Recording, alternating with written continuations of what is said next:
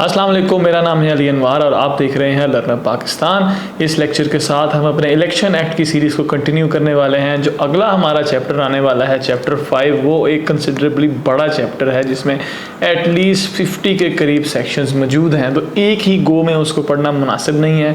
सही तरीका ये होता है कि आप जो उसमें से एक सेगमेंट बना लें कि ये पोर्शंस जो हैं ये इस चीज़ से रिलेट करते हैं, ये इस चीज़ से रिलेट करते हैं, और उसके बाद आप उस सारे को समराइज़ कर लें वहाँ से।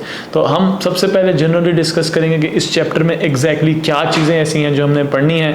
तो चैप्टर 5 डील करता है conduct of the election of any assembly.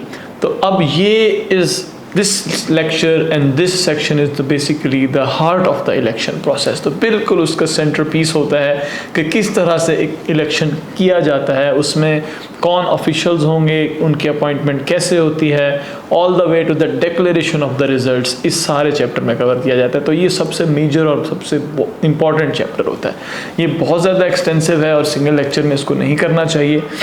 First chapter हम उसके गिर्द करने वाले हैं और इसके सेंटर है कि जो इनिशियल सेटअप है ऑफ द इलेक्शन मशीनरी के जो की पर्सनल हैं, जो ये इलेक्शन मशीनरी के तौर पे एक्ट करते हैं, इलेक्शन कैरी आउट करते हैं, वो कौन लोग होते हैं, वो कहाँ से आते हैं, उनकी ड्यूटीज़ क्या हैं और वो क्या क्या करते हैं। रेलिवेंट सेक्शन इसके 50, 51 all the way to 59। So these 9 sections are the most important sections for this part, जिसको हमने यहाँ पे नाम दिया है की इलेक्शन ऑफिशियल्स के नाम से। तो बेसिकली ये सारे के सारे लोग कौन हैं, कैसे आते हैं, क्या करते हैं। ये जो लॉ का हिस्सा है ये इस्टेब्लिश करता है एक हायरार्की से मुराद है कि एक सेट ऑफ, जिस तरह आपने अक्सर बायोलॉजी में अगर पढ़ा है तो एक चीज़ जो है वो चेन पे ऊपर होती है, एक नीचे होती है, तो चेन ऑफ कमांड बन जाती है। तो इंटेंशनली इसी तरह से एग्जैक्टली एक यहाँ पर एक और ऑर्डर जनरेट हो जाता है कि एक शख्स ऑफिसर ऊपर है, एक उसका सबऑर्डिनेट है, एक उसका सबऑर्डिनेट है। तो एक हायरार्की है ऑफिशियल्स की, इलेक्शन ऑफिशियल्स हैं जो रिस्पॉन्सिबल हैं for the conduction of the elections. अब आप उसको कमांड चेन की तरह समझें, जैसे भी मैंने आपको एग्जांपल दिया है कि एक टॉप लेवल का कोऑर्डिनेटर है और डायरेक्टली वो लोग भी इन्वॉल्व हैं जो वोट कास्ट करवा रहे होते हैं, जो ऑन द ग्राउंड मौजूद होते हैं। तो ये सारे के सारे इन सेक्शंस में डिस्कस किए जाएंगे। सबसे पहले सेक्शन 50 में हमने डिस्कस करना है डिस्ट्रिक्ट रिटर्निंग ऑफिसर। तो डिस्ट्रिक्ट लेवल के ऊपर इससे बड़ा ऑफिसर नहीं होता है। This is appointed directly by the ECP, election commission of Pakistan इसको अपॉइंट करते हैं। और जो डिस्ट्रिक्ट रिटर्निंग ऑफिसर होता है वो एक डिस्ट्रिक्ट में ओवरऑल सुपरवाइजर के तौर पे एक्ट करता है और वो जो भी इलेक्शन वर्क हो रहा होता है एक डिस्ट्रिक्ट में, उसका एक कोऑर्डिनेटर होता है, उसको कंडक्ट करवाने में, स्मूथली कंडक्ट करवाने में असिस्ट करता है। तो बेसिकली यू कैन से कि they are the eyes and ears of the ECP on the ground के वो क्या हो रहा है, वो ठीक हो रहे हैं, नहीं हो रहे, कहाँ प्रॉब्लम्स हैं, कहाँ नहीं है, स्मूथली जा रहा है, नहीं जा रहा। ये सारे के सारे क्वेश्चंस जो हैं ईसीपी डायरेक्टली इनसे पूछती है। हर डिस्ट्रिक्ट लेवल पे फिर ये मौजूद होते हैं। ये आते कहाँ से हैं? समटाइम्स ईसीपी अपने एग्जिस्टिंग ऑफिसर्स को ही ये ड्यूटी अपॉइंट कर देती है। ये भी किया जाता है कि अगर आपका पूरा कंट्री वाइड इलेक्शन हो रहा है तो गवर्नमेंट्स जो हैं एक लिस्ट इशू करती है of some certain members of the bureaucracy जो अपॉइंट किए जा सकते हैं इलेक्शन ड्यूटीज़ के लिए, तो उसमें से उनको अपॉइंट कर दिया जाता है। या अगर आप एक हाई कोर्ट से परमिशन लेते हुए चीफ जस्टिस से एक सबऑर्डिनेट जुडिशरी यानी जो छोटी अदालत होती है हमारी, जो सेशन कोर्ट तक जाती है, उनमें से किसी एक मेंबर को भी आप डिस्ट्रिक्ट रिटर्निंग ऑफिसर अपॉइंट कर सकते हैं। दूसरा हमारा सबसे important officer is the returning officer. Returning officer भी ईसीपी की तरफ से अपॉइंट किया जाता है और ये सिर्फ और सिर्फ एक स्पेसिफिक कॉन्स्टिट्यूएंसी में एग्जिस्ट करता है। फॉर एन एग्जाम्पल अगर हम रहमियार खान की बात करते हैं, Rahimyar Khan is in itself a district, तो यहाँ पर एक डिस्ट्रिक्ट रिटर्निंग ऑफिसर अपॉइंट किया जाएगा। लेकिन अगर वहाँ पे आप एमपीएस की तादाद देखें तो वहाँ पर 2 एमपीएस मौजूद हैं, तो 2 कॉन्स्टिट्यूएंसीज मौजूद हैं। तो हर कॉन्स्टिट्यूएंसी का अपना रिटर्निंग ऑफिसर होगा, लेकिन डिस्ट्रिक्ट लेवल के ऊपर एक ही डिस्ट्रिक्ट रिटर्निंग ऑफिसर होगा। तो इसी अरेंजमेंट के साथ ये प्रोसीडिंग की जाती है और ये उस इलाके के लिए सेंट्रल फिगर्स के तौर पर एक्ट करते हैं। They are basically the same authorities जो आप जैसे डिस्ट्रिक्ट रिटर्निंग ऑफिसर अपने डिस्ट्रिक्ट के लिए कर रहा होता है, रिटर्निंग ऑफिसर अपने रेलेवेंट कॉन्स्टिट्यूएंसी के लिए कर रहे होते हैं। और उनका प्रोसेस सारा वो नॉमिनेशन पेपर रिसीव करने से लेकर रिजल्ट्स की कंसोलिडेशन तक सारा का सारा प्रोसेस यही देख रहे होते हैं और यही फॉलो थ्रू कर रहे होते हैं। और एक कॉन्स्टिट्यूएंसी में एक से ज़्यादा रिटर्निंग ऑफिसर नहीं हो सकता अनलेस रेयर सर्कमस्टांसेस एग्जिस्ट करते हैं। अब ये रेयर सर्कमस्टांसेस क्या होती हैं, ये ईसीपी डिटरमिन करती है कि हो सकता है due to some geographical problems या कोई भी XYZ प्रॉब्लम हो जाती है जिससे एक जगह पे एक से ज़्यादा ऑफिसर नहीं पहुंचाया जा सकता, तो फिर उसको डेलीगेट की जा सकती है। Although this is very rare and does not happen, और अगर होता है तो ईसीपी की अपनी मर्जी से ही हो सकता है। मज़ीद इस सेक्शन में जिसको अपॉइंटमेंट में डिस्कशन की जाती है 51, उसमें ये भी डिस्कस किया जाता है कि जो ROs हैं और DROs हैं, यानी डिस्ट्रिक्ट रिटर्निंग ऑफिसर और रिटर्निंग ऑफिसर, ये एटलीस्ट 60 डेज़ पहले अपॉइंट कर दिए जाते हैं इन देयर रिस्पेक्टिव एरियाज़। लेकिन अगर बाई इलेक्शन की बात हो रही है तो बाई इलेक्शन जैसे ही इलेक्शन प्रोग्राम अनाउंस होगा उसके साथ ही उनकी अपॉइंटमेंट भी कंफर्म हो जाती है। तो ये एक डिफरेंस है जो उसमें याद रखा जाता है। But because this is a figure and figures are often asked in exams, it is important to look at such figures, और आपने ध्यान में रखेंगे एटलीस्ट 60 डेज़ या 2 मंथ्स का पीरियड होता है जिससे पहले आप अपने सारे के सारे ऑफिसर्स को अपॉइंट कर देते हैं। तीसरी चीज़ हमारे पास होती है प्रिसाइडिंग ऑफिसर। जो प्रिसाइडिंग ऑफिसर्स होते हैं ये डायरेक्ट ईसीपी अपॉइंट नहीं करता, ये रिटर्निंग ऑफिसर अपॉइंट करता है based on his needs and assessment and the understanding of the situation.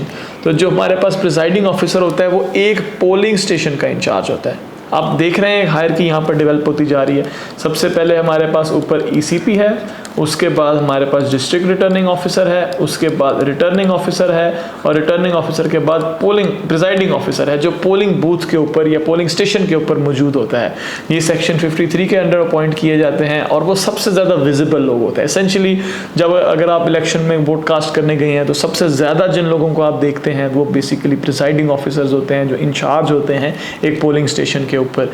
ये इनकी सारी duties, they maintain the order, make sure कि जो इलेक्शन प्रोसेस है वो स्मूथ है, कोई प्रॉब्लम नहीं है, कोई इंसिडेंट्स हैं तो रिस्पेक्टिव रिटर्निंग ऑफिसर को रिपोर्ट कर दिए जाते हैं, और जो रेगुलर डे ड्यूटीज़ उसने कैरी आउट करनी है टू मेक श्योर कि जो वोटिंग का प्रोसेस है वो स्मूथ है, ये सारी चीज़ें वो करता है। प्रिसाइडिंग ऑफिसर है उसकी असिस्टेंस के लिए असिस्टेंट प्रिसाइडिंग ऑफिसर या पोलिंग ऑफिसर्स भी अपॉइंट किए जा सकते हैं जो डायरेक्टली जवाबदेह होते हैं प्रिजाइडिंग ऑफिसर को। सो इस हायरार्की में एडिशनल ये लोग भी ऐड हो सकते हैं। जो प्रिजाइडिंग ऑफिसर्स हैं वो एटलीस्ट 30 डेज़ बिफोर आपने किसी भी इलेक्शन के पोलिंग डे के, सो अगर आपका पोलिंग डे है 8 जून तो आपको इससे 30 डेज़ पहले इनकी अपॉइंटमेंट करनी होती है। इसके साथ साथ जो ये लिस्ट होती है जिसमें इनका नाम मेंशन होता है उसमें रिजर्व्ड स्टाफ की भी लिस्ट मौजूद होती है, ताकि अगर एक पोलिंग बूथ के ऊपर एक स्टाफ अवेलेबल नहीं है तो एक रिजर्व स्टाफ में से मेंबर पिक करके इसको ऐड कर दिया जाए। इसमें एक डिस्टिंक्शन और एक इम्पॉर्टेंट डिस्टिंक्शन ये है कि कोई भी ऐसा शख्स प्रिसाइडिंग ऑफिसर नहीं बन सकता who has been in the employment of a candidate. For example हमारे पास एक मोहम्मद उमर साहब हैं और वो कैंडिडेट हैं for any XYZ seat. Presiding officer उनका एम्प्लॉय नहीं हो सकता, एक्टिव और फॉर्मर, पहले अगर उनके लिए काम कर चुका है तब भी नहीं हो सकता। ये this is an important rule to remember, और ये फाउंडेशनल कॉन्सेप्ट्स में आपकी असिस्टेंस करेगा। इसके बाद हम देखते हैं कि इनकी ड्यूटीज़ क्या हैं और इनके ऊपर डिसिप्लिनरी कंट्रोल्स क्या एग्जिस्ट करते हैं। ड्यूटीज़ तो वैसे हम जनरली साथ साथ डिस्कस करते हैं तो अलहदा से उसको यहाँ पर तफसील देना ज़रूरी नहीं है, लेकिन सेक्शन 54 के अंडर सारी की सारी ड्यूटीज़ मेंशन है। So just for the sake of your understanding, section 54 deals with the duties of the election officers. जैसे मैंने आपको बताया कि जो प्रिसाइडिंग ऑफिसर है वो कंडक्शन में असिस्टेंस करता है, वो मेक श्योर करता है वोटिंग का प्रोसेस स्मूथ हो, और जो रिटर्निंग ऑफिसर है वो पोलिंग ऑफिसर प्रिसाइडिंग ऑफिसर्स हैं उनको अपॉइंट भी करता है, और उसके साथ साथ वो डायरेक्टली रिपोर्ट कर रहा होता है about his constituency to the district returning officer. तो इस तरह से उनकी ड्यूटीज़ इसी सेक्शन में डिस्कस की गई हैं। इससे अगले वाले सेक्शन 55 में डिसिप्लिनरी एक्शंस के बारे में बताया जाता है। अब ये बहुत सारे लोग हैं जो एक नए तौर पे आ चुके हैं and they are essentially treated as employees और as under control of the ECP। तो ECP उनके ऊपर फुल कंट्रोल एक्सरसाइज करती है, जिस तरह एक एम्प्लॉयर अपने एक परमानेंट एम्प्लॉय के ऊपर एक्सरसाइज करता है। वो उनको डायरेक्शन दे सकती है उनको अपनी अपॉइंटमेंट से लेकर उनके इलेक्शन के ड्यूटीज़ ख़त्म होने तक वैसे ही ट्रीट करेगी जिस तरह उसके एम्प्लॉयज़ होते हैं, उनसे डिफरेंट एक्टिविटीज़ कैरी आउट करवाई जा सकती हैं। और अगर वो सेटिस्फैक्ट्री परफॉर्मेंस नहीं देते हैं, ट्रबल क्रिएट करते हैं, प्रॉब्लम कॉज करते हैं, तो उनको सस्पेंड किया जा सकता है, उनको विड्रॉ किया जा सकता है। या अगर उसकी कोई बिहेवियर सीरियस नेचर का है, जैसे अगर उसने किसी को वोट कास्ट करने से रोक दिया या फिजिकली किसी को हर्ट करने की कोशिश की during the process of voting, तो उनके खिलाफ डिसिप्लिनरी प्रोसीडिंग्स भी कैरी आउट की जा सकती हैं अगर वो अपनी ड्यूटी एक फेयर और इम्पार्शियल तरीके से नहीं कैरी आउट करते हैं। और इसमें जो अगला सेक्शन है, इसे सिंपल सेक्शन जो बताता है कि इलेक्शन ऑफिसर सब हल्फ लेंगे, ओथ लेंगे before the commencement of their duties. तो इसमें कोई ऐसे इंपॉर्टेंट चीज़ नहीं है एक्सेप्ट फॉर द फैक्ट कि may be you might be asked, not expected but still you might be asked कि what is the relevant section under which election officers take their oath. So that is section 56 of the Election Act. Just important to mention क्योंकि ऐसी छोटी छोटी चीज़ें भी कभी कभी पूछ ली जाती हैं। इसके बाद अब अगले सेक्शन जो है सेट, वो डील करते हैं इलेक्शन प्रोग्राम और उसकी टाइमलाइन के बारे में कि इलेक्शन डेट किस सेक्शन के अंडर इशू होती है। It's section 57 of the election act के, जिसमें अनाउंस कर दिया जाता है about the date of the general election के जो 5 साल बाद हमारे इलेक्शंस होते हैं उनकी date under section 57 through an official notification in the gazette of Pakistan announce कर दिया जाता है। Gazette of Pakistan is essentially like source of all legal notification जो भी पाकिस्तान इशू करता है। हमारे लॉज भी इसी में पास होते हैं, ऑफिशियल नोटिफिकेशंस भी इसी में पास होते हैं। तो वो एक रिपोजिटरी होती है जहाँ से आप उसको सारे के सारे ऑफिशियल लॉज को एक्ट्स को एक्सेस कर सकते हैं। अब अनाउंसमेंट के विद इन 7 डेज, 7 दिन के अंदर अंदर ECP एक डिटेल्ड इलेक्शन प्रोग्राम इशू करता है। उसमें क्या क्या चीज़ें शामिल होती हैं, एक पब्लिक डॉक्यूमेंट होती है, मैं आप हम सब उसको एक्सेस कर सकते हैं। उसमें की डेट्स मैंशन होती हैं कि आखिरी दिन क्या है नॉमिनेशन पेपर फाइल करने की, कैंडिडेट्स जो अपेयर होना चाहते हैं कब तक उनके पास वक्त है कि वो अपनी फाइल जमा करा सकते हैं, और उन पेपर्स की स्क्रूटनी की आखिरी डेट क्या होगी कि फॉर एग्जांपल हम कहते हैं जी 10 जून को आखिरी डेट थी जमा करवाने की, फिर वो कह सकते हैं 20 जून तक हम इनकी स्क्रूटनी कर देंगे और इतने से इतने टाइम के लिए हम अपील्स और विड्रॉल्स के स्पेस देंगे। अगर एक शख्स विड्रॉ करना चाहता है तो वो इस टाइम में कर सकता है। अगर वो अपने डिसीजन उसके अगेंस्ट डिसीजन हो गया है और ECP ने कहा है कि ये बंदा एलिजिबल नहीं है, तो वो अपील किस तरह से कर सकता है। एट द सेम टाइम उसी डॉक्यूमेंट में डेट ऑफ द पोल भी मेंशन होगी कि किस दिन इलेक्शन कंडक्ट करवाया जाएगा। अब ये जो डॉक्यूमेंट इशू कर दी जाती है, अगर ज़रूरी समझा जाए कि इसमें कोई एडिट्स चाहिए, मे बी एक्सटेंशन चाहिए ड्यू टू सम नीड, हो सकता है जैसे भी हमारे पास कोई कुदरती आफत आ जाती है और उसकी वजह से डिलेज हो जाते हैं कैंडिडेट्स के पहुंचने में या कैंडिडेट्स के साथ रीच आउट करने में, तो ECP मैनुअली एक्सटेंड कर सकती है अपनी डेट को for a certain amount of time. ये किसके थ्रू करेगी? ये सेक्शन 58 के अंडर करेगी as an alteration in the election programme, और द जिसको हम कह रहे हैं कि election programme issued under section 57। जो भी उसकी रीजंस होंगी वो इन राइटिंग इसके साथ अटैच करेगी और वो बगैर जस्टिफिकेशन के नहीं कर सकती। इससे क्या है कि कोई भी शेड्यूल जो है वो डिस्टर्ब नहीं होता, या ऐसे नहीं होता कि सडन शेड्यूल की डिस्टर्बेंस क्रिएट करके किसी किस्म के इलेक्शन प्रोसेस को मुतासर किया जा सके। आखिरी जो हमारा सेक्शन इससे डील करता है वो पोलिंग स्टेशन से डील करता है। ECP एक डिटेल्ड लिस्ट प्रोवाइड करता है रिटर्निंग ऑफिसर्स को। वो लिस्ट जो है वेरीफाई की जाती है बाय द रिटर्निंग ऑफिसर, जिसमें वो मज़ीद एडिशन या अल्ट्रेशन कर सकता है ऑब्जेक्शंस इनवाइट करते हुए from the public. So essentially ECP कर क्या रहा है? ECP कहता है कि हम इतने for example 14 polling station establish करना चाहते हैं एक्स कॉन्स्टिट्यूंसी में। ये उस रिटर्निंग ऑफिस कॉन्स्टिट्यूंसी के रिटर्निंग ऑफिसर को चीज़ कम्युनिकेट कर दी जाती है, उसको बता दिया जाता है कि ये सीट्स हैं, ये पोलिंग स्टेशन हैं जो हम इस्टेब्लिश कर रहे हैं। जो रिटर्निंग ऑफिसर है वो वेरीफाई करता है इस लिस्ट को कि क्या ये पोलिंग स्टेशन ठीक हैं, ये एप्लीकेबल हैं, ये मुनासिब हैं, इनमें कोई प्रॉब्लम्स तो नहीं है, या अगर कोई चाहे तो एडिशन करवा सकता है या अल्ट्रेशन करवा सकता है। तो ये एक ऑन गोइंग प्रोसेस है, ठीक है। और इसमें जो पब्लिक है उसको भी ऑप्शन दिया जाता है कि अगर उनको मुनासिब लगता है कि ये बहुत दूर है, ये इनएक्सेसिबल है ये जगह, तो फिर वो उसको चेंज करवाने के लिए एप्लीकेशन मूव कर सकते हैं। ECP इसी लॉ में जो इलेक्शन सेक्शन 59 है, this is another important point two mention है कि सेक्शन 59 में एक आइडियल पोलिंग स्टेशन के कैरेक्टरिस्टिक्स भी मेंशन कर दिए गए हैं। वो उसी के अंदर लॉ के अंदर मेंशन है कि एक आइडियल पोलिंग स्टेशन एक गवर्नमेंट बिल्डिंग होना चाहिए, नंबर 1। इसी वजह से आप देखते हैं कि इलेक्शन डे में बहुत सारे पोलिंग स्टेशन स्कूल्स या कॉलेजेस में बना दिए जाते हैं, क्योंकि वो हमारे पास गवर्नमेंट बिल्डिंग्स होती हैं, वहाँ पे उनको बना दिया जाता है, वहाँ स्पेस होती हैं, रूम्स होती हैं, इस वजह से वहाँ वोटिंग हो जाती है। और आइडियली एक वोटर की रेजिडेंस से पोलिंग स्टेशन की दूरी 1 किलोमीटर से ज़्यादा नहीं होनी चाहिए।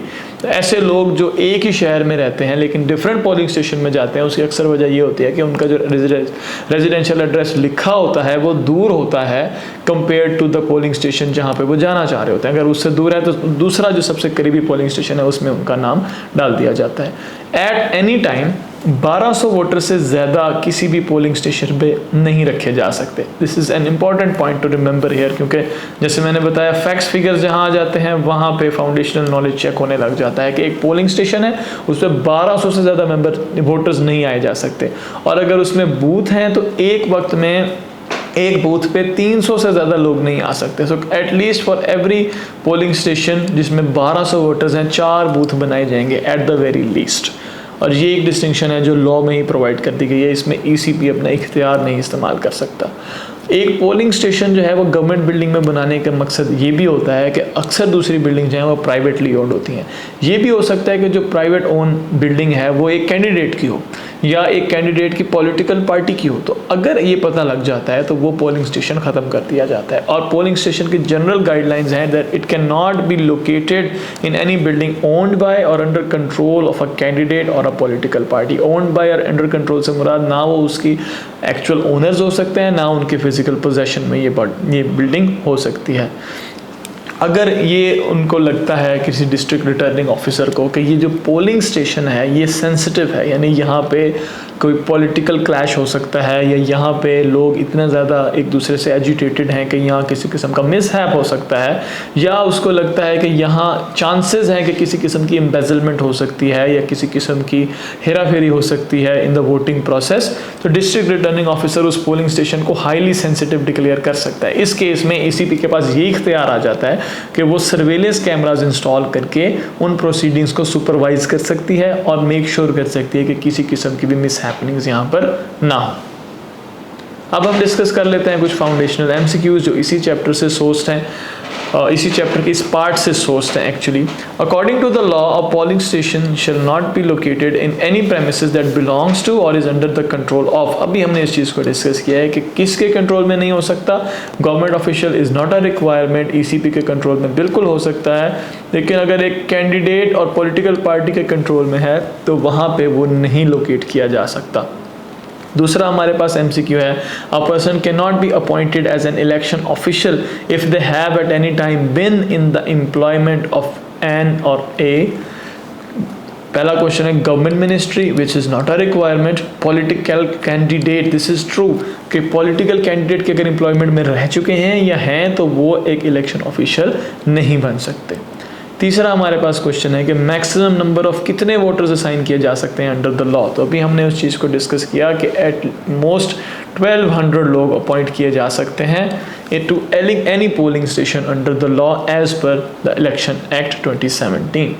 तो उम्मीद है आपको इस लेक्चर से असिस्टेंस होगी। जैसे मैं पहले आपको बता चुका हूँ कि अगर आप ऐसे ही लेक्चर्स के साथ कनेक्टेड रहना चाहते हैं, ये मज़ीद फ्री रिसोर्सेज जो हम कैंडिडेट्स की आसानी के लिए शेयर कर रहे हैं उनको एक्सेस करना चाहते हैं, तो आप दिए हुए नंबर पर हमसे रब्ता कर सकते हैं। हमारी पूरी टीम आपकी असिस्टेंस के लिए यहाँ मौजूद है और हम कोशिश करेंगे कि जितनी आपकी कन्फ्यूजन एंड कंसर्न्स हैं उनको हम बेहतरीन तरीके से एड्रेस कर सकें। So thank you for listening to this lecture and see you in the next one. अल्लाह हाफिज़।